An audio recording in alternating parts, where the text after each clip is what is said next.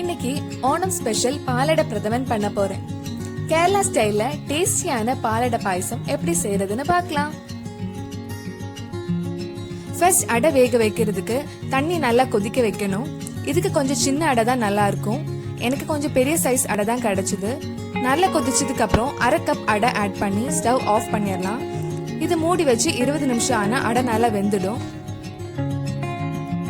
நான் 1 லிட்டர் பால் எடுத்திருக்கேன். இது கூட 1/2 கப் தண்ணியும் ஆட் பண்ணலாம். மீடியம் ஃப்ளேம்ல பால் கொஞ்சம் சூடாகணும். 1 லிட்டர் பாலுக்கு 1 கப் சுகர் எடுத்திருக்கேன். அதுல முதல் 1/4 கப் பால் சூடானதுக்கு அப்புறம் ஆட் பண்ணலாம். இனி லோ ஃப்ளேம்ல பாலை நல்லா வத்த வைக்கணும். இந்த வீடியோ சின்னதா இருக்கலாம், ஆனா இந்த பாயசம் பண்றதுக்கு கிட்டத்தட்ட 1.5 மணி நேரம் ஆச்சு. முதல் 1/4 கப் சுகர் ஆட் பண்ணி 15 நிமிஷம் ஆயிடுச்சு.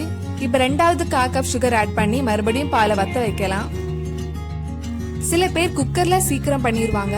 ஆனா ஒரிஜினல் பாலடை பிரதமன் டேஸ்ட் வரணும்னா நம்ம லோ ஃப்ளேம்ல நல்லா பாலை வத்த வச்சு பண்ணாதான் அந்த டேஸ்ட் கிடைக்கும். நம்ம டைம் எடுத்து பண்ணாலும் டேஸ்ட் சூப்பரா இருக்கும். இப்ப ரெண்டாவது 1/4 கப் சுகர் ஆட் பண்ணி 15 நிமிஷம் ஆயிடுச்சு. இனி 1/2 கப் சுகர் ஆட் பண்றேன். டோட்டலா 1 கப் சுகர் ஆட் பண்ணிருக்கோம். அடை நல்லா ஊறியாச்சு. இது இனி 2-3 வாட்டி தண்ணியில வாஷ் பண்ணி எடுக்கலாம். பால் வத்த வச்சு 3/4 மணி நேரம் இருக்கும். பால் கொஞ்சம் வத்தி இருக்கு, கலரும் சேஞ்ச் ஆயிருக்கு. இனி நம்ம இது கூட அடைய ஆட் பண்ணலாம். இதுக்கு செம்பா பச்சரிசி அடை தான் யூஸ் பண்ணுவாங்க. அதுல இருந்துதான் நம்ம கடையில கிடைக்கிற மாதிரி பிங்க் கலர் பாலடை பிரதமன் கிடைக்கும்.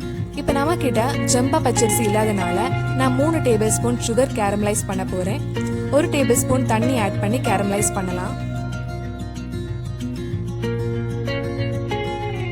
இந்த கேரமலைஸ் சுகர் நம்ம பால் கூட ஆட் பண்ணா கொஞ்ச நேரத்திலேயே அந்த பிங்க் கலர் பாலடை பிரதமன் வந்துடும்.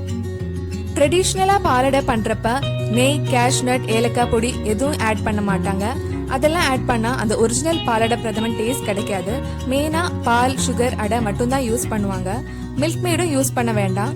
நம்ம லோ ஃப்ளேம்ல பால் வத்த வச்சாலே மில்க் மேட் ஊத்துன மாதிரி நல்ல கிரீமியா கிடைக்கும்.